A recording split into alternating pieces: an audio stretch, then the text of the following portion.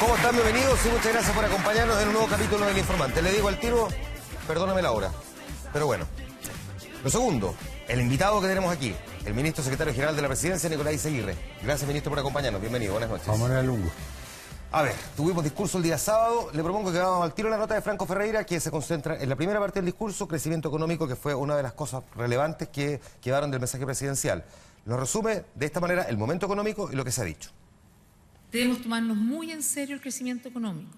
De ello depende que haya más y mejores empleos. Dice la presidenta mientras desempleo en el trimestre móvil enero-marzo de este año es 2 décimas superior a igual periodo del año anterior.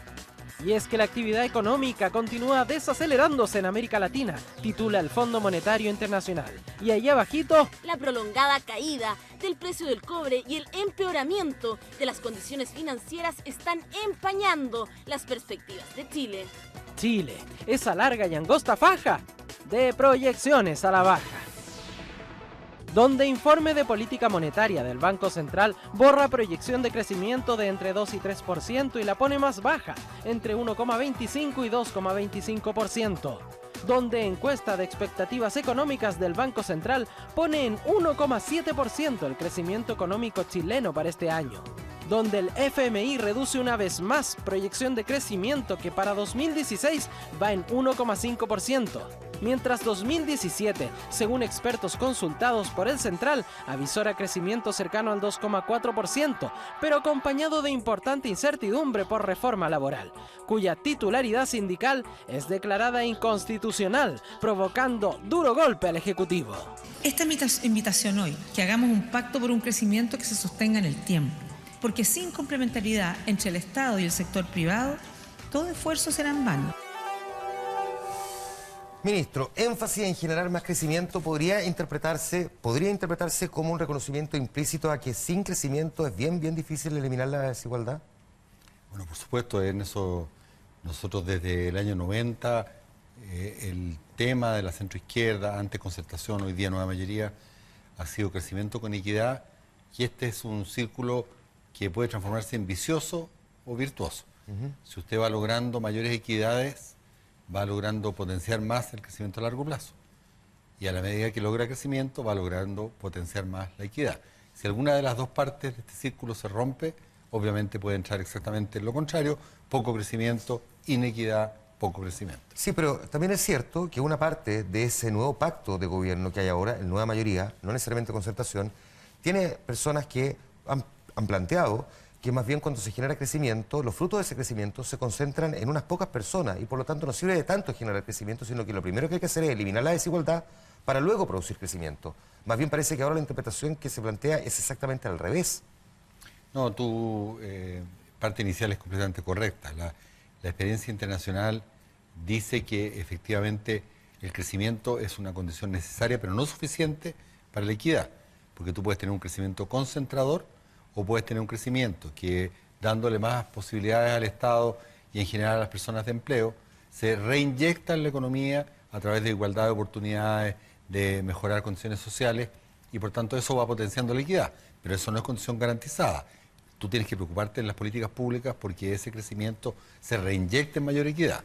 No es algo garantizado, pero sin crecimiento no tienes recursos económicos, por tanto no tienes nada que inyectar, y la verdad es que te vas más al círculo vicioso. ¿Cuánto de las políticas públicas implementadas a través de las reformas pudieron haber afectado el crecimiento? Yo sé que la pregunta de tan manida llega a ser latera, pero déjeme citarle dos cosas. Es cierto que el cobre cayó mucho más de lo que se esperaba y que hay un escenario internacional que es más o menos acorde a la realidad que vive nuestro país, salvo con algunas diferencias para arriba y para abajo, ¿no?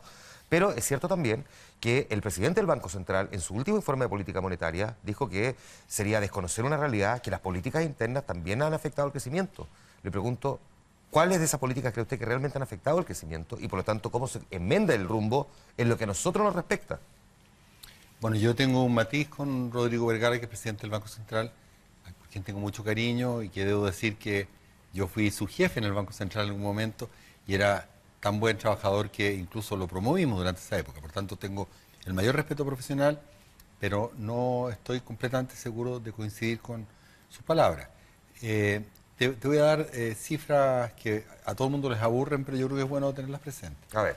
Las 10 economías sudamericanas, Juan Manuel, durante el periodo en que estuvo el presidente Piñera, 2010-2013 crecieron 5,2%.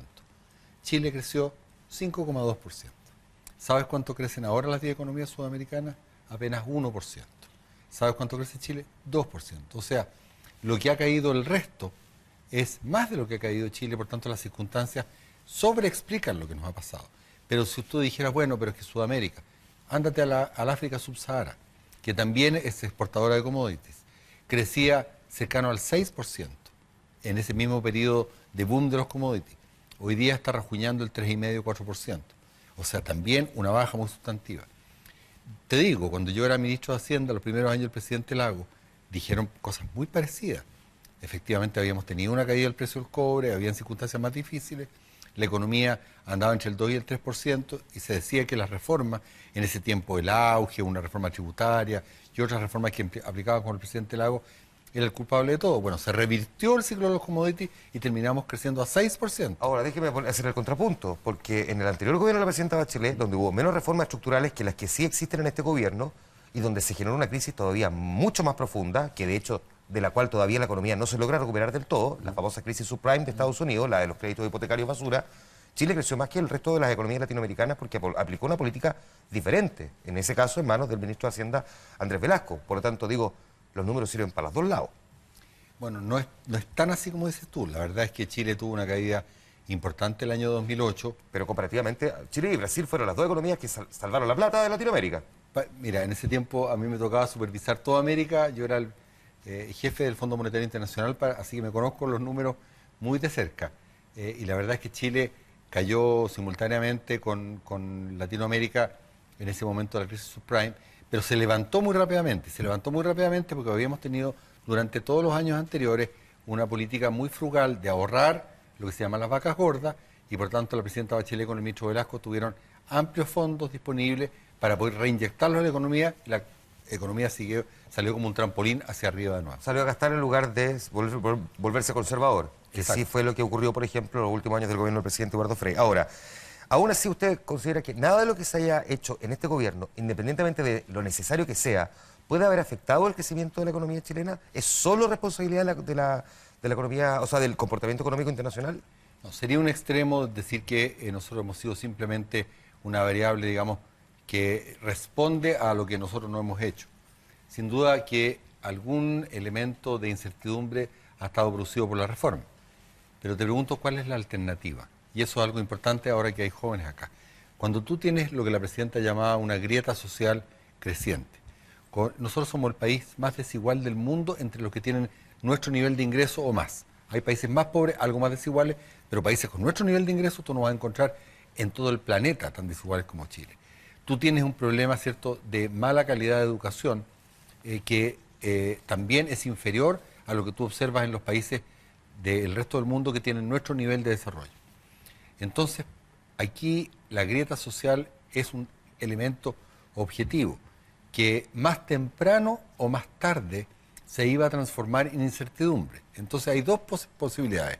Tú, para no producir incertidumbre, haces caso omiso de esa grieta social y no haces reformas y esperas que después la cosa te reviente en la cara, o al costo de generar alguna incertidumbre de corto plazo, comienzas a meterte con los problemas que tarde o temprano tienes que solucionar. Probablemente yo creo que en eso hay bastante coincidencia. En lo que no hay tanta coincidencia, sin embargo, es la manera en que se intentaron implementar esa reforma. Usted mismo dijo que en la primera mitad del gobierno hubo un atolondramiento, que fue la palabra que utilizó. Le pregunto y le aprovecho de pedirle si me puede poner un ejemplo de dónde se notó ese atolondramiento, que, digamos, más bien le jugó una mala pasada a esa primera parte del gobierno de la presidenta Bachelet. Bueno, efectivamente, cuando los países, primero, la presidenta dijo 2 veces durante su discurso el 21 de mayo que no partimos de cero. Y eso es muy importante porque está diciendo, efectivamente, los temas que nos planteamos ahora son posibles por los avances que hicimos en el pasado. Hay un tremendo reconocimiento a que lo que se hizo en el tiempo pasado era lo apropiado para hacerse en esa época. Pero agrega, pero no podemos vivir haciendo más de lo mismo. Y efectivamente las sociedades no son lineales, no es que tú hagas un poco cada día y vayas creciendo. Tú haces un montón de cosas, pero se te comienzan a acumular ciertas tensiones, como ocurre en la familia, claro, en la vida. Entonces, cuando tú notas que hay esta acumulación de tensiones que te ilustraba, siendo el país más desigual del mundo para nuestro nivel de ingreso o más, cuando tienes una dispersión de la educación en términos de la calidad de la educación y la diferencia de la segregación, o la segregación barrial, o el problema de las ciudades versus el centro. Tú dices, bueno, aquí yo tengo que hacer algo, porque si no, esto va mal hacia el futuro. Te contesto derechamente. Si pudimos haber seleccionado un conjunto relativamente más pequeño de reformas, posiblemente sí. Pero es muy difícil saber, porque en estas cosas o tú actúas con varias reformas al mismo tiempo, o las cosas no se sostienen. Tú no puedes ir moviendo las cositas de a uno, porque son sistémicas, tienes que cambiar varias cosas al mismo tiempo. Te pongo un ejemplo. Ya. ¿Qué sacas tú con cambiar, por ejemplo, la gratuidad universitaria si no has cambiado la educación preescolar? Lo que te va a pasar es que la gratuidad universitaria va a llegar únicamente a aquellos que tuvieron la posibilidad de estar en la preescolar, en la educación media, y tuvieron más alta PSU. Pero obviamente si solo cambias la preescolar y no cambias el financiamiento universitario, vas a sacrificar generaciones enteras. Ahora, usted fue ministro de Educación en este gobierno. Nosotros tuvimos varias conversaciones, aquí no le informaste sobre lo mismo. Las recuerdo. Y no se partieron las reformas precisamente por donde usted dice. La pregunta es, ¿por qué entonces se partió por otro lado? ¿Por qué no se partió por la de abajo, para después seguir por la del medio y llegar a la de la educación superior? ¿Porque presionan más los universitarios? Es que lo que pasa es que no es así, pues, Juan Manuel.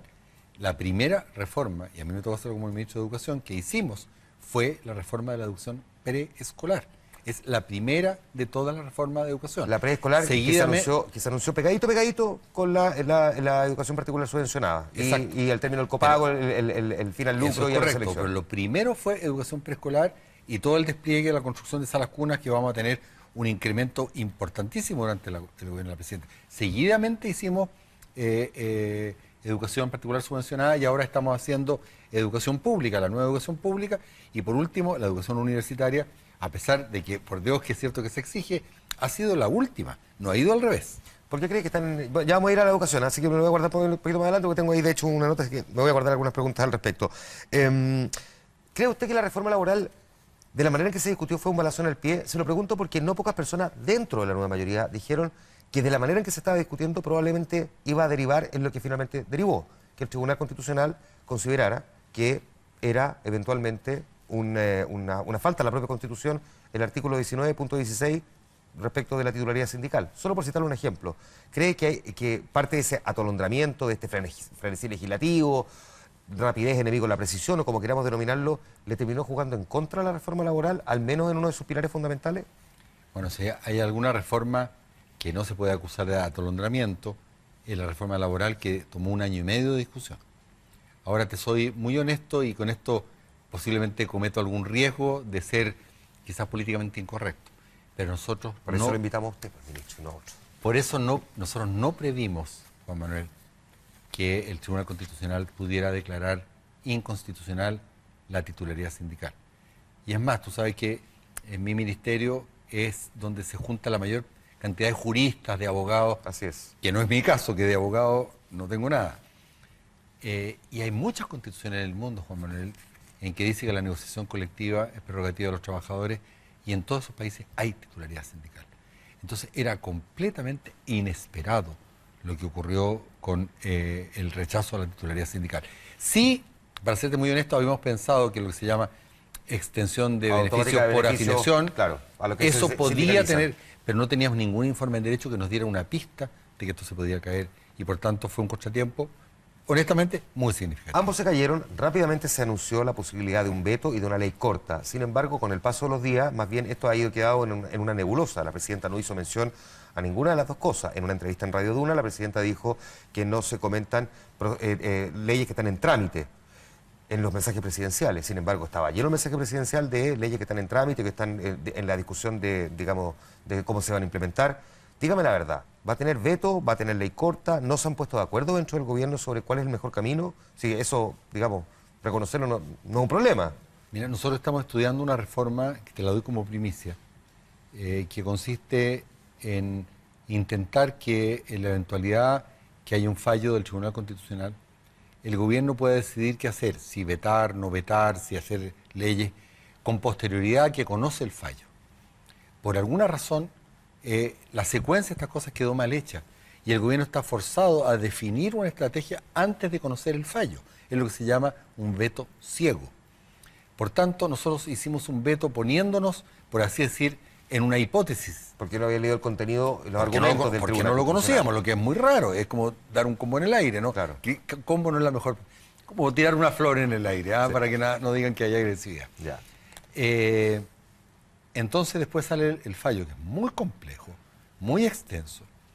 Y esta vez, dado que sí podíamos reaccionar con conocimiento de causa, no nos hemos querido precipitar, porque aquí se me van a enojar los abogados, aunque posiblemente de los ingenieros, de los economistas, que soy yo, dicen lo mismo. Pero donde hay 2 abogados hay 4 opiniones.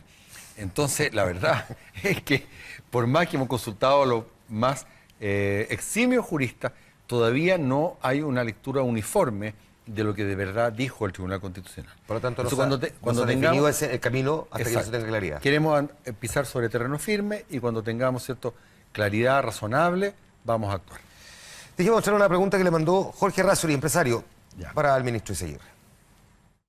Ministro Izaguirre, todas las reformas emblemáticas que forman parte de esa obra gruesa tienen aprobaciones menores a 30% y rechazos del orden de 60%. Todas, la laboral, la tributaria y la educacional. ¿Usted considera que eso es una obra gruesa terminada?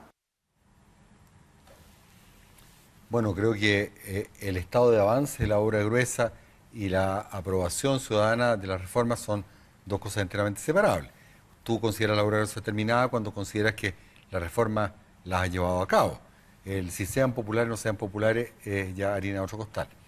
Ahora, yo creo que aquí, desgraciadamente, se ha producido una muy desafortunada coincidencia, que es que la popularidad de la presidenta, como ha ocurrido en muchas otras latitudes, ha bajado de manera muy significativa en un gobierno que ha hecho muchas reformas. Entonces, la conclusión obvia, pero para mi gusto incorrecta, es que los responsables o las responsables de la reducción de la popularidad de la presidenta son las reformas, pero no se ha probado causalidad. Yo te invito a que pienses otra causalidad. La causalidad Perdón. ¿Por qué la popularidad de la presidenta, por qué está baja? Eso es lo que te voy a decir. A ver. Por ejemplo, tú sabes que aquí voy a hacer algo que puede sonar ironía, pero no hay nada que está correlacionado más perfectamente que las ventas de zapato derecho con la venta de zapato izquierdo, porque en general, ¿cierto?, la gente se compra 2 zapatos. Eso no significa que la venta de zapato izquierdo explique la venta de zapato derecho. Hay otras cosas que explican la venta de zapatos. La forma en que, al menos yo veo esto, es que un problema de desgaste de la élite política que venía, como lo dijo la presidenta desde antes, simplemente llega a un punto culminante con todos los escándalos de la política. Se produce una baja de la credibilidad de la ciudadanía en sus autoridades, cualquiera estas sean. Y ese es para mí el factor que explica la tremenda caída de popularidad de este gobierno, como de la oposición, como del clero, como de la selección de fútbol. Y por añadidura le pega la reforma. Entonces, cuando le preguntan a la gente qué piensa de la reforma, que la encuesta de IMARC todos los meses le pregunta a la gente por la reforma y sube 2 puntos, a veces el mes siguiente baja 2 puntos. Pero usted dice que por añadidura. Y hoy día tuvimos gente en la calle, ¿cierto?, protestando porque no vamos más rápido con la reforma educacional, más rápido con la reforma educacional. Mire, entonces, para decirte, obviamente esta interpretación de que son las reformas las que explican la caída del crecimiento o son las reformas las que explican la caída de la popularidad, son interpretaciones que hacen los que están en contra de la reforma, porque obviamente quieren concluir que lo que hay que hacer para retomar popularidad o retomar crecimiento es retirar la reforma.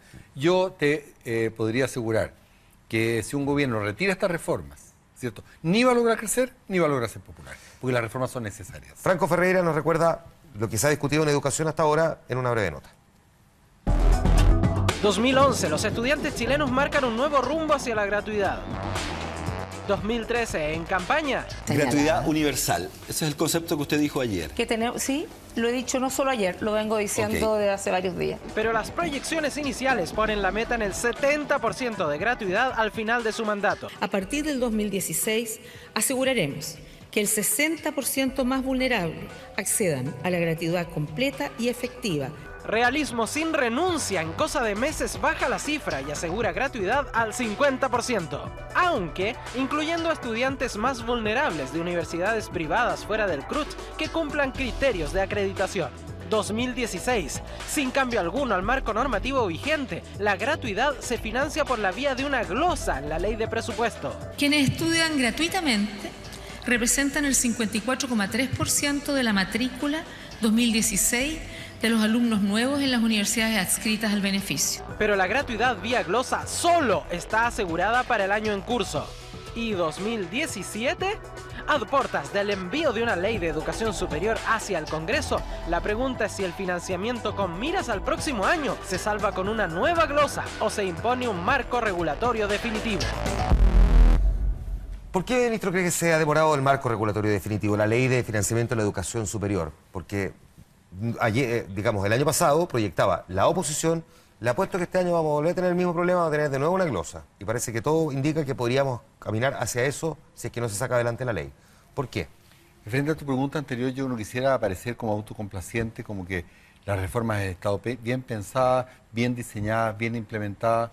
De que hemos tenido errores, hemos tenido errores. Y cuando yo hablaba de este fenómeno del atolondramiento, y la presidenta lo dijo, nosotros sobreestimamos tanto las capacidades económicas que finalmente logramos tener, cuanto las propias capacidades del Estado para diseñar y gestionar las reformas.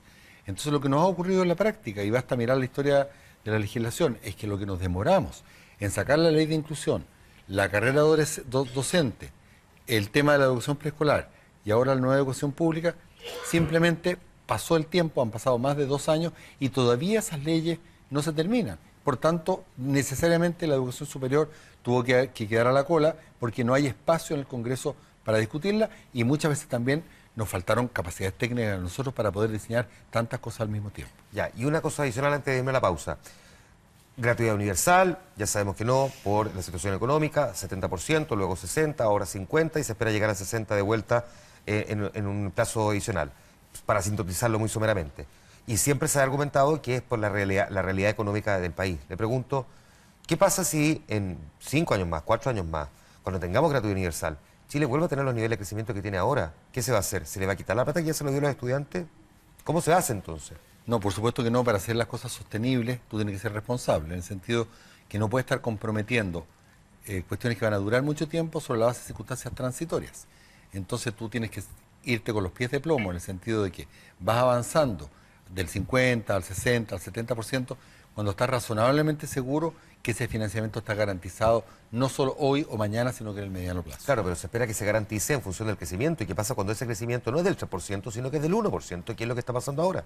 Pero tú te estás adelantando porque todavía no hemos presentado la ley de educación superior y te voy a adelantar también que los distintos umbrales no van a ser alcanzados meramente en función de un crecimiento puntual, sino que elementos relativamente más permanentes o estructurales. Como por ejemplo, ¿cuál? ¿Qué elementos? No te lo voy a adelantar más. Pero dígame un poco, pues, si total a esta hora ya que... Elementos más estructurales. Ya, ok. Vamos a la pausa, volvemos al tiro y seguimos conversando con el ministro Nicolás Izaguirre. Espérenos.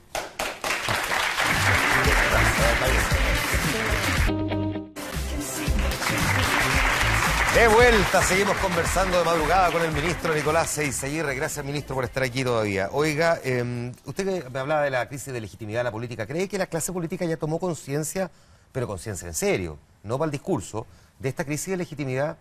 La clase política yo sé que suena tan etéreo que es como cuando uno habla del mar, pero en el fondo es como el mar, es como el océano, tan lejano. Los políticos, los senadores, los diputados, los presidentes de partidos, los secretarios generales de partidos, los tesoreros de los partidos, ¿tomaron conciencia de la crisis de legitimidad y empezaron a hacer cambios reales? ¿O usted siente que todavía en realidad no? Yo diría, Juan Manuel, la estamos tomando, porque la están, parecería como que yo soy un marciano. Es cierto. Aunque yo no soy tan un político tradicional, también estoy dentro de eso. Pero creo que la dimensión del problema es de un alcance todavía más profundo de lo que somos capaces de dimensionar incluso ahora. Esto es un fenómeno mundial. Y con la aparición de tecnología y otras cosas, la verdad es que la forma en que la ciudadanía se va a relacionar con sus gobernantes, o la relación entre el pueblo y sus representantes, va a cambiar de forma muy dinámica. Así que yo creo que tenemos que prepararnos para galopear. Yo creo que van a tener que haber muchos más cambios todavía en materia de transparencia, de iniciativa popular de ley, de una relación más horizontal con la ciudadanía. De lo contrario, los problemas de credibilidad de la élite política no van a repuntar. El otro día dijo usted en una entrevista que le hizo Iván Valenzuela en Tele 13 Radio que cuando conoció esto de que Soquimich pudo haber financiado eventualmente al PPD, como que se le apretó la guata, digamos, que no le gustó nada. Déjeme preguntarle qué le pasó cuando leyó el año pasado, a fines del año pasado, el documento de quien ya no es militante de su partido, Pepe Out, donde entre las cosas que dijo en ese documento interno, pero que luego se hizo público, que el PPD se había vuelto demasiado permeable a la corrupción. Mira, yo tengo mucho cariño por Pepe. Creo que él ha apuntado a ciertos elementos que son indesmentibles. Pero esta reflexión, al menos dentro del PPD, es de largo cuño. Pero posiblemente lo hacíamos a una velocidad que no daba cuenta de lo que iba a pasar después. Y el tema de la democracia interna de los partidos era un tema que dejaba muchísimo que desear y deja todavía mucho que desear. Nosotros hicimos con la presidenta Bachelet leyes muy importantes y ahora el CERVEL, ¿cierto?, está comenzando a fiscalizar las elecciones internas de los partidos. Pero si tú lo que ves, lo que han hecho democracias más avanzadas en Suecia, en Dinamarca, respecto de realmente la transparencia, rendición de cuentas de los partidos frente a la ciudadanía, todavía nos falta. Y una democracia sin partido no funciona. Ya. Y las democracias que no funcionan, terminamos, como decía el de la OEA, dictador suelo, lo que es lo peor. Por tanto, la única forma, desgraciadamente, es ventilar a los partidos, pero espero que los jóvenes exijan cada día más que estos cuerpos intermedios de representación, si no son prístinamente democráticos, que los castiguen muy fuertemente. Yo sé que no necesariamente está en el día a día de la actividad de su partido, pero sé que lo quiere mucho. ¿Usted siente que tiene controlador único, como dijo Pepe Out? Que ha habido problemas de democracia interna de los partidos, claro que los ha habido, y que han habido ciertos caudillos que han logrado, también con una relación a veces bastante promiscua con el Estado, poner a sus operadores en el aparato del Estado y así fortalecer su control dentro del partido. Esto no solo en el PP, ha ocurrido en muchos partidos, y por eso es que estamos separando completamente lo que es, digamos, la militancia de los partidos respecto de los funcionarios del Estado a través de crecientes reformas a la alta dirección pública, y por otro lado dándole a los partidos financiamiento a costa de fuerte democracia interna. A mí me tocó tramitar ese proyecto de ley y te puedo decir que a rato la situación fue muy tensa, porque los partidos decían, bueno, si nosotros somos privados, ¿qué se nos tiene que meter el Estado a fiscalizarnos? Nosotros decíamos, no, pues, ustedes son intermediarios de la sociedad y ustedes tienen un privilegio dado por todo en términos de poder presentar candidatos, así que las cuentas claritas, la transparencia completamente abierta. Fue de quita y ponga, pero yo creo que se avanzó mucho. Candidatos que se convirtieron en parlamentarios, en algunos de cuyos casos el financiamiento de sus campañas al menos fue irregular. Se está probando si en otros fue ilegal y de hecho algunos cuestionados también por cohecho. ¿Tiene legitimidad realmente este Congreso, según usted?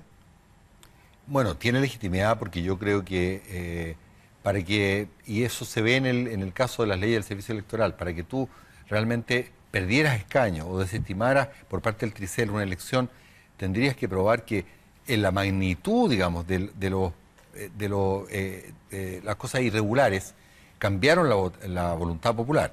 Yo no creo que haya llegado a ese nivel. Si no es ilegítimo, si este Congreso tiene legitimidad, ¿por qué este gobierno decidió que fuera el siguiente Congreso entonces y no el que discutiera la nueva Constitución?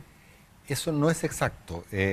Sin duda alguna que yo sería francamente negar lo obvio, decir que estamos en el panegírico de la legitimidad, tanto gobierno como Congreso. Obviamente que tiene problemas de legitimidad, pero a que haya llegado al punto, como por alguna vez se sugirió, que requiriéramos reelegirlo ahora mismo porque ya nadie le cree a nadie, yo creo que francamente eso no es así. No, ahora, pero mi pregunta es más simple. Mi pregunta es ¿por qué tiene que ser el siguiente Congreso y no este Congreso el que discuta la nueva Constitución justo en medio del cuestionamiento a los actuales parlamentarios? No a todos, pero sí a una parte. Es lo que te contestaba, que eso es algo inexacto, porque lo que la presidenta dijo al dar todo el tema de la secuencia del proceso constituyente, que valga la pena decirte, estamos bien contentos, porque ya estamos casi en 5.000 encuentros locales autoconvocados y se suma cada día gente más. Queda solo un mes. Yo espero que esto sea, como se dice en la Teletón, probemos que podemos, no sé cómo es. Vamos que se puede. Vamos que se puede, gracias. Esto va creciendo. Ahora la presidenta dijo que en función de ese calendario lo iba a ver el próximo Congreso, pero después señaló, y lo señaló en su infografía, que si había tiempo para que el tema lo comenzara a conocer este Congreso, podía ser así. A propósito de lo mismo, de este proceso constituyente, y una de las cosas que más se saca a relucir es el famoso derecho de propiedad y qué va a pasar con el derecho de propiedad, que es una cosa que le preocupa a los empresarios, pero no solo a los empresarios, que se ha mencionado en varias oportunidades. Y la presidenta, y usted mismo ha dicho que eso no está en discusión, el derecho de propiedad no está en discusión. Le pregunto, ¿cómo sabemos si no está en discusión, si no sabemos lo que va a tener la nueva Constitución? Esa pregunta es muy correcta y te agradezco mucho la oportunidad. Yo no podría decir que ese tema no está en discusión, porque yo no reemplazo a la ciudadanía. Es la ciudadanía la que va a determinar, todos los que están acá, si eso está en discusión o no está en discusión. Lo que yo dije fue exactamente que si tú revisas casi todas las constituciones de los países desarrollados, el derecho de propiedad está garantizado con elementos similares a los de la Constitución chilena, en el sentido de que si bien el Estado puede regular el goce y uso de esa propiedad, o sea, si tú tienes un sitio te pueden decir, bueno, construye en esta parte pero no en la otra, a pesar de que sea tuyo, y también te pueden cobrar impuestos. Lo que es cierto es que si el Estado te lo expropia, el Estado debe pagar el valor patrimonial de lo que tú perdiste. Eso lo vas a encontrar en la Constitución alemana, italiana, de Estados Unidos, de Francia, de Italia. Chin, chin. ¿Perdón? Ya más hay que pagar ahí chin, chin. Esa es la diferencia. Claro. En la chilena tienes que pagar chin, chin y antes. Pero el hecho de que tú tienes que compensar al propietario, eso existe que hacer toda la Constitución del mundo. Pero eso, para terminar, yo dije, es improbable que si esta es la regla general, la ciudadanía al discutir pida que este no sea el caso en Chile. La última pregunta no se la va a hacer yo, de hecho se la va a hacer el diputado Gabriel Boric. Mire. Don Boric. Ministro, si tuviera que exponer los planes del gobierno y considerando la historia reciente, ¿dónde preferiría hacerlo? ¿En un seminario de ICARE de los empresarios en Casa Piedra o en el Confech? ¿Y por qué? No le dio la alternativa de ninguna de las anteriores. Así. Preferiría hacerlo en ambos lugares, como lo he hecho. Porque he ido al ICARE y también tuve, cuando era ministro de Educación, yo diría que más de 10 reuniones con la Confech. Y también me encantaría hacerlo en la CUT, y también me encantaría hacerlo en un cabildo de una provincia, y también me encantaría hacerlo en un barrio. Porque creo que la democracia, si algo tiene de lindo, es que todos somos iguales frente a ella. ¿Dónde le fruncieron más el ceño? ¿En ICARE o en la Confech? En ambos me lo fruncieron, la verdad. Ok. Ministro Nicolás Izaguirre, muchas gracias por haber conversado con nosotros aquí en El Informante. Muchas gracias a ti, Juan Manuel. Nosotros vamos a ir a la pausa y tenemos la otra conversación que tenemos pendiente con el vicepresidente de la NFP, Andrés Facio, sobre la crisis del fútbol, ya revelada por una auditoría que muestra cuánta plata se llevó Jao y compañía. Volvemos de inmediato.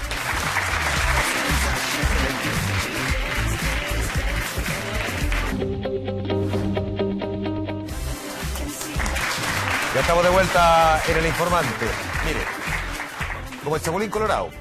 Lo sospeché desde un principio, fue la frase que muchos chilenos dijeron ayer cuando sobre la mesa Deloitte entregó la pericia, la auditoría, que es una auditoría forense, tenía harto olor a muerto, la verdad, que se le hizo a la ANFP, para saber cuánta plata de forma irregular salió del, digamos, órgano que mantiene el fútbol chileno y que de verdad hasta ahora no se sabe dónde pudo haber ido a parar. En algunos casos se tienen sospechas, en otros solamente un gran signo de interrogación.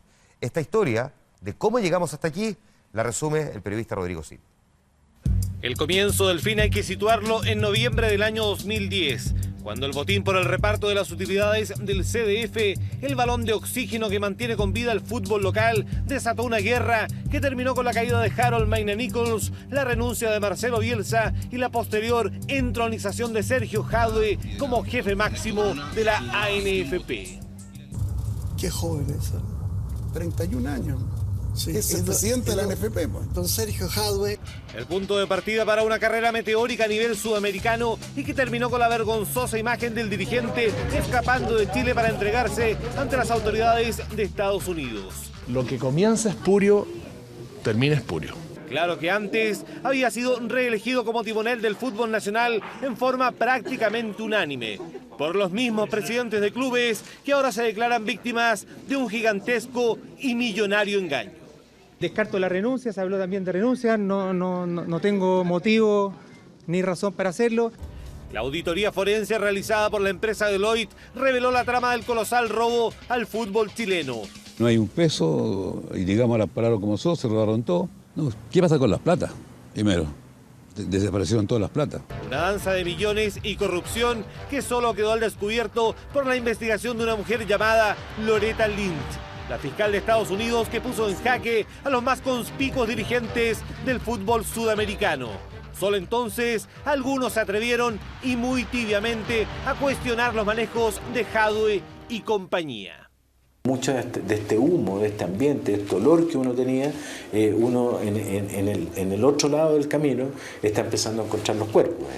Los cuerpos desde el punto de vista ilustrativo, no estoy diciendo que haya gente muerta aquí, pero sí hay seguramente hallazgos dolosos que van a requerir necesariamente una actividad diferente por parte de quienes hoy día dirigen la NFP. Un primer examen a las cuentas personales de Sergio Jadwe determinó que el patrimonio del dirigente estaba en orden. Por ninguna parte aparecieron los $2 millones que recibió en coimas en su calidad de vicepresidente de la Conmebol. Las cuentas que se pusieron a nuestra disposición, que es parte de la verdad, no presentaban irregularidades. Con Jadwe ya renunciado y a la espera de su sentencia en Estados Unidos, la NFP encargó una nueva revisión, esta vez a las cuentas de la Copa América 2015. Ramiro Mendoza estuvo a cargo del proceso. Tú te encuentras muy cerca del olor al dolo, pero no te encuentras con el cuerpo de la víctima. Entonces, por eso que el avance necesario para encontrar el hallazgo de la víctima era efectivamente entrar a la matriz donde se producían los traspasos, que era la NFP, y hacer en la NFP una auditoría que representara, digamos, el estado de los tiempos, digamos, que debían ser revisados desde el punto de vista forense. Auditoría forense que dejó en evidencia una enorme cantidad de irregularidades. 400 millones para la defensa personal de Jadwe, 125 millones para el arriendo de un avión privado durante el Mundial de Brasil, casi 4.000 millones en préstamos discrecionales a los clubes, donde más de un tercio de ese monto terminó en bolsillos de terceros no relacionados con las instituciones deportivas. No somos cómplices de nadie. Somos un directorio que lo único que le interesa es reconstruir el fútbol chileno. Estamos con un sentimiento de indignación por todo lo que hemos escuchado. Aquí ha habido gente que se ha aprovechado del fútbol. Auditoría que dejó conclusiones lapidarias, con casi 8.000 millones de pesos cuestionados, entre dineros sin respaldo, derroches injustificados, contratos irregulares y gastos personales de Jadwe y familia con cargo a la ANFP. No hablaré con nadie. ¿Y para qué? Ya me crucificaste, ya soy un muerto. Los muertos no hablan, pero penan. Háganme mierda. Parte de la estela de corrupción que dejó la bochornosa partida del ex timonel. Dar cuenta de que hay una matriz de problemas que en sus hallazgos principales tienen que ser conocidos no solo por la ciudadanía, aquí esta no es la ciudadanía en general, es la ciudadanía que tiene el afecto al fútbol, digamos, que es la persona que tiene que volver al estadio, que tiene que volver a confiar, que tenemos que volver a hacer de que esto sea un evento y no un lamento. Bueno. Después de lo que nos cuenta Rodrigo Cid, tenemos, digamos, la introducción al camino para la conversación que vamos a tener ahora con Andrés Facio, vicepresidente de la ANFP. Gracias, Andrés, por acompañarnos esta noche. Bienvenido. Hola, Juan Manuel. Gracias a ti. A juicio de esta directiva de la ANFP, ¿qué es lo que es lo más grave que revela este informe? Yo creo que se mezclan dos cosas. Uno llama la atención el nivel de despilfarro, hasta en detalle. Y lo otro es cómo hacer mecanismos que no cautelen la seguridad del patrimonio de la institución. ¿Cuál es la práctica de Jadwe que más te llamó a ti la atención? De todas las que tú revisaste en este informe que es tan pormenorizado, lo que conocimos ayer fue más bien un resumen ejecutivo. ¿Cuál es la práctica que tú dije, mira, esta particularmente a mí me saltó a la vista? Yo creo que ahí hay, te dice, una manipulación de la información muy bien hecha. Esta era una institución que presentaba sus balances y su estado financiero frente al Consejo de Presidentes de manera normal, con regularidad, mostrando buenas cifras, mostrando superávit, haciendo unos planes económicos bastante auspiciosos, y sin embargo, tras bambalinas, la realidad era completamente diferente. Eran como una suerte de estado ficticio, de manera que al interior la dinámica de administración distaba mucho de lo que esos informes decían. Uno va entendiendo más o menos que la dinámica, digamos, el organigrama es que tenía bajo él a dos figuras, Echeverri y Jadwe, por nombrar a dos. Tienen detectado, perdón, Jaque, tienen detectado que otros personajes aparecían que tenían más prerrogativas para pedir plata con gasto a rendir, que luego nunca rendían. ¿Eso está nítidamente claro? No, mira, yo creo que la configuración era efectivamente de este emperador. Como te digo, la desarticulación de todos los aparatos de control, esta continuo efectuar acuerdos comerciales o contratos que siempre desvalorizaban el activo de la ANFP. Creo que tiene que haber tenido algún cerebro intelectual. No puede ser que esto surgió de la nada espontáneamente, no se fue dando. Estos fueron, como te digo, minando los mecanismos de control de manera de ir haciendo mucho más laxa las decisiones, y eso permitía abrir brechas de dinero importante. ¿A quién apunta esta auditoría como cerebro intelectual? No tenemos todavía. Esta auditoría lo que hace es abrir. Nosotros pensamos que con esto se abre la investigación. Sí, una autopsia, pero no tenemos la conclusión. Entonces, cuando tú me preguntas por la conclusión, nosotros estamos aportando a que las entidades que tienen mucho más poder fiscalizador que nosotros puedan hacer esa labor de investigación y llegar a la conclusión que tú me dices. Déjame ponerte un ejemplo. Uno mira el contrato millonario de la empresa Santa Mónica para emitir estos 49.000 tickets de cortesía para los partidos de la Copa América del año pasado, y de los que se desconoce, entiendo, el destino de 42.000 de esos 49.000 tickets. Entonces estamos hablando por casi 900 millones de pesos. ¿De quién es responsabilidad eso, por ejemplo? Eso es responsabilidad del contrato, primero. Yo creo que los contratos no tenían protocolos ni de licitación, que en el caso de una cosa tan relevante como el servicio de etiquetera tiene que tener licitación. Los contratos nuevamente presentan diferencias entre el primero y el que se renueva después, siempre en desfavor de la ANFP, de manera que en desfavor de la ANFP significa que favorecía entonces, por lo tanto, a la contraparte. Que desvalorizaba el activo de la ANFP y el otro seguía con un valor a lo menos lo mismo. Que uno podría entender entonces que quien estaba como contraparte, en realidad por debajo se había puesto de acuerdo con quienes estaban dentro de la ANFP. Claro, es presumible, para sacar de esa manera la plata. Yo asumo que nadie regala el dinero. Más aún cuando tu deber y tu rol, cuando estás ahí, es cautelar el patrimonio y defender los intereses de las instituciones que estás. Entonces, cuando tienes un activo, no tiene sentido que se vaya desvalorizando cuando ese activo, a ojos de todos, al contrario, ha ido adquiriendo más valor. Déjame preguntarte por algunas cosas. Tengo aquí un informe de asesoría y marketing. Entiendo que tú lo has visto también, sí. Y me gustaría, por lo tanto puedes tenerlo si quieres, por si tienes alguna duda. Explícame un poco eso. Aquí tenemos pareciera muy buen ejemplo de lo que estamos discutiendo. Exactamente. Este es un contrato, por llamarlo elegantemente, que da cuenta de una solicitud y un contrato que no se firma, pero está, de una empresa que el giro es para ingeniería de construcción, obras menores, albañilería, etc. Esa empresa vende una asesoría en la instancia final, cuando está la disputa entre la empresa de indumentaria que proveía las selecciones en ese minuto, que era Puma, y la ANFP, en el término de ese contrato que se somete a un arbitraje, etc. Por lo tanto, no se entiende que una empresa con ese giro se le haya dado la responsabilidad de asesorar a la ANFP en un tema que ya estaba en arbitraje. Lo más curioso es que en el mes de abril tenía un contrato que era de $10.000 al inicio, fijo, y $70.000 en una compensación si es que este proceso llegaba a una instancia que tuve a satisfacción de la ANFP. Cosa que no se produce porque se llega a un acuerdo del término del contrato, y cuando esta empresa manda este contrato, se lo manda a la ANFP, y me recuerdo porque la factura es la número 55, que tiene alguna fecha de abril del 2015. La ANFP la rechaza, y la rechaza argumentando que no se han cumplido las condiciones para el pago de esos $70.000. Posteriormente, el mes de septiembre, ojo, que abril, septiembre, llega la factura 56. Llama la atención. Al menos. Poco movimiento tenía.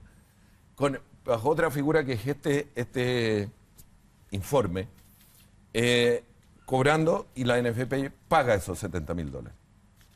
Paga la misma cifra en el equivalente. Es curiosa porque la conclusión... Tiene un párrafo de final que es bien curioso, o sea, sí, efectivamente.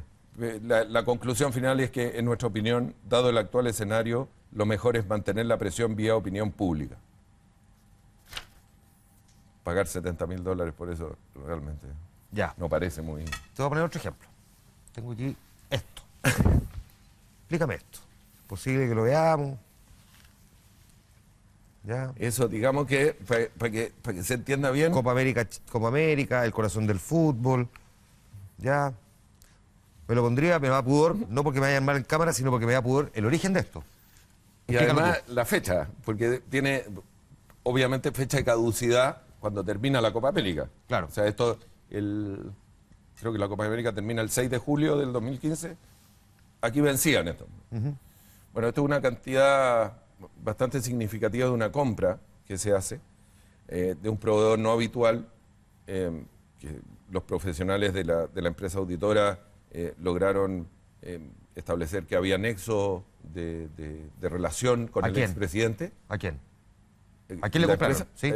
Una empresa que se llama Nicolás Abusada, compañía. De manera que eso en una suerte de licitación que se hace o de cotización, esta es la empresa que en el total es la más cara. Como te digo, la auditoría logró establecer vínculos de relación, la NFP le pagó pasaje a este señor para ir al Mundial y a otros, que entiendo que otros viajes. Y el resultado de esto es que tenemos un container. Un container. Un container. Tenemos, antes de salir, porque sabía que esto podía ser una pregunta que podía hacer, traté de hacer la relación. Cada habitante de Coyhaique puede tener una de estas. Ese es el número que hay de sobrante. Más de 60.000 unidades de cada una. Nunca antes, digamos, de esta etapa que tú estás viviendo dentro de la NFP, en tu vinculación con el mundo del fútbol, ¿sospechaste que algo así podía estar ocurriendo? A ver, yo afortunadamente nunca había entrado a la NFP. No tenía relación, nunca estuve en este mundo.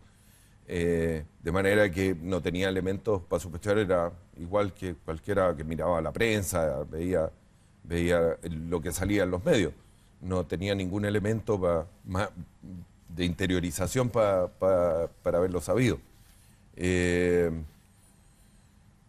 Pero déjame decirte que de nuevo, te insisto, acá estaba armada una formalidad hacia el exterior que cubría bastante lo que sucedía dentro. ¿Tú eres de los que cree de verdad? Entonces cuando Jaime Esteves, que fue el primero, el que tuvo a cargo la primera comisión para investigar esto después de que estalló el escándalo de la FIFA, que en septiembre del año pasado dice que revisaron las cuentas de Hadwe y que estaba todo en orden y claro, ¿tú crees que o investigó poco? ¿Le crees que efectivamente se hizo una pega acuciosa? Porque con el paso del tiempo, luego tenemos el informe del Contralor Ramiro Mendoza y luego tenemos este informe de esta auditoría forense de Deloitte y claramente dista mucho de la opinión que nos expresó Jaime Esteves. Sí, dista radicalmente. Son antagónicas. Bueno, para Deloitte y los que participamos en el proceso de esta auditoría, en los relatos al principio era muy difícil obtener información. Entonces, yo creo que efectivamente revisaron, pero revisaron lo que querían que revisaran. A nosotros nos costó pasar esa etapa. Era difícil acceder a la información real. Ya, pero hay ciertas cosas que son como de sentido común. Para cualquiera que ha manejado una empresa o que le ha tocado ser empleado de una empresa y que ha pedido gastos a rendir, sabe que los tiene que rendir. Sí. Aquí había gente que pedía gastos a rendir, además por unas cifras tremendamente abultadas, muchos millones de pesos para un viaje muy corto a Buenos Aires. Y eso es parte de lo que revela esta auditoría, no necesariamente en el informe ejecutivo, pero cuando uno revisa un poquito más en detalle, y sabe que eso en el fondo, en el mediano plazo, al menos en el mediano plazo, tiene que quedar claro dentro de una empresa. ¿Cómo es posible que aquí permanentemente se pidieran algunos personajes plata, gastos a rendir para viaje o para otras cosas, y nunca lo rindieran y no hubiese sido sospechoso para la anterior gente que trabajaba en la NFP? Yo creo que, mira, en estos 3 meses hay gente muy valiosa en la NFP, pero que mi impresión, y que me perdonen si estoy equivocado, es que tenían un temor reverencial. Nadie se atrevía a discutir, a cuestionar las formas de hacer. Y por eso mi teoría es que aquí se formó esta cúpula que tenía mucho poder, que hacía y deshacía, y al que intentaba oponerse era rápidamente sacado del camino. Andrés, pero uno podría entender eso respecto de un contador anónimo que trabaja dentro de la empresa, que a lo mejor temía porque lo fueran a echar, porque veía que esto era, como tú dices, un imperio, por lo tanto un emperador con varios acompañantes, y es que no derechamente secuaces. Pero el Consejo de Presidentes, por ejemplo... Pero es que el Consejo de Presidentes, Juan Manuel, está más alejado de esta situación. Sí, pero en el fondo ellos entienden cuando ven que hay 3 clubes, por ejemplo, que reciben abultadas cifras de dinero, de una manera poco santa, además. Pero es que no recibían esa información. La información que se les proveía era completamente diferente. Esto es como una junta de accionistas, donde si yo fuera un accionista minoritario, no alejado del control, a mí se me exhibieran documentos que están respaldados por auditoría, que tengo los servicios legales que presento, que supuestamente están funcionando. Es difícil cuestionarse antes cuando a uno le presentan esa evidencia, de un modo además, cuando te estoy diciendo que, fíjate que tu dividendo va a ser extraordinario. Estoy haciendo el símil de una sociedad anónima abierta. Cuando la compañía, los números que se ven hacia adelante son espectaculares. Yo digo que no es fácil. Y además es probable que uno pueda disimular más que te están sacando plata a una empresa cuando la empresa le va bien que cuando la empresa le va mal. Eso lo hemos visto en todas partes del mundo. Sí, claro. Pero al mismo tiempo, entre quienes forman parte de esta empresa, porque finalmente el Consejo Presidente tiene una vinculación directa con esta realidad, ¿cómo no iba a sospechar cuando veía que habían 3 clubes que de golpe empiezan a recibir plata? Porque esa plata no estaba escondida, se empieza a notar en algunos aspectos. Además, y déjame preguntarte, ¿por qué esos 3 clubes en particular? No se nota, y es cuando surge esto, y particularmente con el triste caso de Deportes Concepción. Claro. Lo que nosotros decimos es el club que por lejos más recibió dinero, y es el que menos cosas tangibles se pueden apreciar como inversión de ese dinero. Entonces, evidentemente, lo que de aquí salió, acá no llegó. Hay en el camino interferencia. Esos 3 clubes están ligados a 3 personas que eran la dirección máxima, que son Unión La Calera, Deportes Concepción y Deportes La Serena. Pero el Consejo no tenía antecedentes de eso. ¿Tú deslindas, por lo tanto, completa responsabilidad de ese Consejo? Sí, yo me atrevería a decir que sí, fíjate, porque he visto cómo era la información. Por último, por omisión. Lo que pasa es que hoy día quizás mis palabras no pueden sonar extrañas, porque después de los hechos es fácil hacer el cuestionamiento, pero permíteme insistir que la representación, y remarco el término representación, porque una realidad armada con fuentes, entre comillas, confiables. Te estoy presentando un informe que está auditado. La NFP tiene su informe auditado en regla hasta el 2014. Nosotros hemos hecho reparo al del 2015 porque estamos ahora y entendemos que no están reproducidos fielmente la realidad. Solamente para despejar este último punto, ¿cómo si es que van a devolver la plata a estos clubes? ¿O cómo se regulariza esa situación de un escenario? A ver, el caso de Deportes de Concepción, que es el más difícil, porque es el monto más grande, la situación es conocida. La sociedad administradora, desaparecieron los responsables, y adicionalmente tiene una cuenta que está ingresada como que fuera crédito, pero en realidad son gastos que la NFP pagó, que eran gastos correspondientes a esta sociedad deportiva. Ya, ok. Déjame, que me quiero quedar un poquitito ahí en el Consejo Presidente. Me suena un poco raro que al menos puedan haber mirado para otro lado. No sé, no lo tengo claro. Pero te voy a poner un ejemplo. Estamos hablando aquí de un Consejo Presidente donde hay muchas personas que conocían a Jadwe, socios incluso en algunos casos, que es un consejo además que vota, y si quieren impulsar un cambio, tienen que tener una determinada cantidad, digamos, de votos. Ya tuvieron de hecho este problema cuando tuvieron que discutir la idea del campeonato largo, que de hecho lo volvimos a patear hacia adelante. Efectivamente. ¿Cómo se pueden hacer cambios si el sistema de votación dentro del Consejo de Presidentes tiene esta mecánica y esta orgánica de funcionamiento? Un mismo Consejo de Presidentes que al mismo tiempo no fue capaz de darse cuenta de algo tan grave. Digamos, ¿cómo se pueden generar cambios cuando uno se encuentra con esta realidad? A ver, el trabajo para evitar eso que estamos haciendo, y yo espero y si tengo la suerte que me invite en 3 años más y estoy aquí todavía, poder decir... Esperamos los dos lo mismo. Poder decir que efectivamente la herencia que la presidencia de Arturo Salá ha dejado es poder un sistema de administración independiente del directorio, robusto, con todos los controles de una empresa moderna, con todos los aparatos de resguardo, para que no sea la presidencia de turno, el directorio de turno, quien firme los contratos, firme los cheques. Esto tiene que ser independiente y tiene que dar confianza. Ya, es que ahí debe estar cautelado el patrimonio, y el directorio, más el Consejo de Presidentes, tiene que preocuparse de la industria, ya, es que del hay, desarrollo. Hay ciertos incentivos que son, digamos, medio extraños y que no derechamente perversos. Está la idea, por ejemplo, de lo que le ha pasado a Deportes Valdivia. Deportes Valdivia, que se ganó en la cancha el derecho a participar del fútbol profesional, pero tiene que pagar una cuota de incorporación de ¿cuánto? ¿1.200? Creo que son 50.000 UF. Son 2 millones de dólares Sí, hoy día.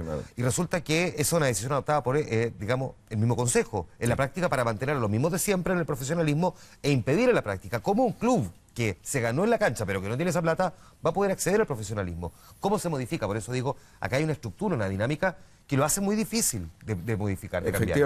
Efectivamente. Hay, a ver, en este caso hay el monto fue acordado e incorporado en los estatutos.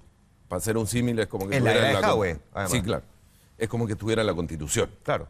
La Constitución es difícil de cambiar, lo estamos viviendo. Digo que parece que no es tan difícil, porque si estamos discutiendo una nueva Constitución, me imagino que esto podrá ser bastante más simple. Sí, pero por eso toma tiempo, requiere de quórum muy alto, etc. Sin embargo, la forma de pago no estaba incluida en los estatutos y sí en los reglamentos. Entonces lo que hicimos fue tomar la medida, por el apremio que teníamos de tiempo, tomar la medida que pudiera efectivamente tener la viabilidad para que Valdivia accediera. Sin perjuicio de eso, y esta es una opinión personal, ¿sí? Yo creo que el monto no tiene ningún sentido. Y creo que hay que trabajar, y es lo que vamos a trabajar, y nosotros como directorio comprometimos esa acción frente al Consejo, de manera de intentar buscar cifras que sean más reales, porque aquí aprovecho de hacer una aclaración. Cuando un club, acuérdate que estos suben de la segunda división al fútbol profesional. Sí. Una vez que se asciende al fútbol profesional, esa entidad empieza a recibir, inmediatamente que empieza el campeonato, los flujos del CDF. Flujos muy garantizados, muy estables, que van en el tiempo. Lo que no podemos permitir, y no debe permitir la industria, no nosotros, es que un club o alguien se haga de un club con el único objeto de subir, capturar todo ese flujo que viene, claro, olvidarse de la deportividad, que descienda de nuevo y capture todo el flujo. Para mí, eso hay que evitarlo. Ahí hay un trabajo por corregir. Déjame llevarte, porque se nos está yendo el tiempo, a un par de preguntas más. ¿Detectaron algún tipo de vínculo, además del que nosotros conocemos, entre Jao y Sampaoli? Te lo pregunto porque la salida de Sampaoli fue al menos extraña, o sea, inesperadamente rara, y donde además Jao le cambió, si es que no me equivoco, 6 veces el contrato. 8. 8, mira, me equivoqué. Sí, o sea, algo más de lo que es público y conocido, no. ¿No? No. Por lo tanto, están los contratos, que eso no tienen un marco de irregularidad. De ilegalidad, porque no, claro. De ilegalidad. Solamente te diría que sucesivamente el poder negociador o el equilibrio razonable que hay al principio entre empleador y el empleado en este caso se va perdiendo en perjuicio de la NFP. ¿Cuál es el escenario económico actual de la NFP? La NFP tiene aproximadamente un déficit de 9.000 millones de pesos. ¿Cómo se subsana?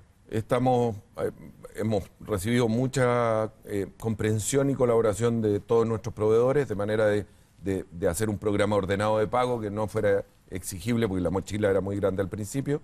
Estamos viendo fuentes de financiamiento, hemos tenido muy buena recepción de parte de entidades financieras. Entonces yo creo que este va a ser un año difícil, todavía no esperan, pero el 2017 esperamos normalizarlo. ¿Eso de los proveedores incluye también a los jugadores? Digo, premio. Incluye la solidaridad de los jugadores, ¿no? Ya, y no han tenido conflicto en eso. No. ¿Alguien de la actual directiva de la NFP ha tomado contacto en el último tiempo con Jadwe? No. Nada. No, que yo sepa, no. ¿No se ha intentado conseguir su versión en medio de estas indagatorias que hicieron? Primero el Contralor y luego Deloitte. No, entiendo que no.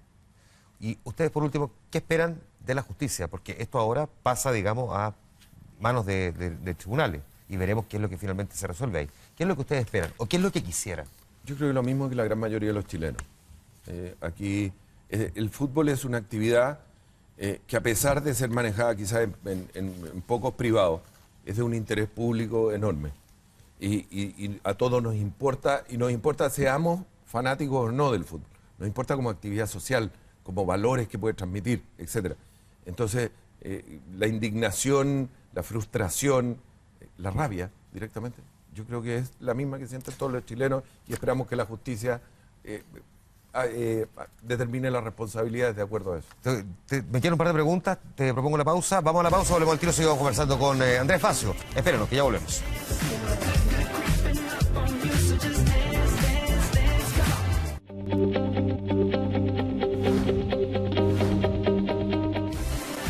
De vuelta conversando con Andrés Facio, vicepresidente de la ANFP, después del lapidario informe que conocimos en el día de ayer. Un par de preguntas para finalizar. ¿Qué le pasa a la ANFP cuando ve que los abogados de Jadwe lo están defendiendo con plata de la ANFP? Es decir, una cuestión absolutamente bizarra. Sí, porque más aún se establecen dos contratos diferentes. Uno primero que da cuenta de la defensa de la ANFP como institución y de Sergio Jadwe como presidente, e incluso tiene el alcance que si él no ostentara ese cargo también operaría la defensa, lo cual la ANFP paga. Pero después hay un segundo contrato que asegura que excluye a la ANFP y solamente es para la defensa de don Sergio Jadwe, persona individual. Eso ya da más rabia, porque ahí salieron por dos lados todos. Más o menos, para que dimensionemos, estamos hablando entre los gastos de asesoría más los viajes de cerca de 400 millones de pesos desde mayo a septiembre, octubre. Yo sé que la pregunta te va a ser un poco difícil de responder porque es el jefe finalmente, pero ¿está capacitado, crees tú, Arturo Salá, en esta condición, con este déficit, con este nivel de escándalo, con todos los cambios estructurales que hay que hacer para sacar en el corto tiempo adelante la ANFP, o crees que requiere de ayuda? Te lo contesto con una experiencia. A mí Arturo me encomendó la misión de liderar desde el lado de la ANFP esta misión desde el principio. Obviamente yo le iba reportando periódicamente del estado de los avances. Arturo nunca, jamás me dijo detente aquí o esto no lo toque. Fue siempre enfático en decir vamos hasta el final. Quiero toda la información, quiero que salga todo, no importa quién quede dañado. Más aún nosotros hicimos presentaciones en donde había gente cercana involucrada, pero era la verdad. Por lo tanto, desde esa perspectiva, creo que Arturo Salá, de todas maneras, es la persona que mejor puede comandar esto. Desde el punto de vista de la honestidad, sin duda. De la transparencia, de su deseo. Según tu descripción, pero pregunto desde el punto de vista de la capacidad, porque no es lo mismo administrar una empresa con bonanza que una empresa con crisis. No, pero a ver, yo creo que Arturo, por lo menos en lo que respecta a mí, cuando me invitó, yo sentí que no le podía aportar mucho en el campo de la pelotita. Esa es su expertise, él sabe ahí, él se maneja mucho mejor que cualquiera. Y Arturo cuando me invitó me dijo, no te quiero ahí, te quiero acá. Ok. Te quiero aquí. Yo no sé, espero poder responder a esa invitación y a lo que él... las expectativas que tiene sobre mí y otros miembros del directorio que a cada uno le ha delegado una función específica. Nos queda pendiente una entrevista en 3 años más, entonces, Andrés Facio. Nos vemos. Muchas gracias. Y muchas gracias a ustedes también por habernos acompañado en esta edición de El Informante. Nos juntamos la próxima semana. Que esté muy bien. Buenas noches.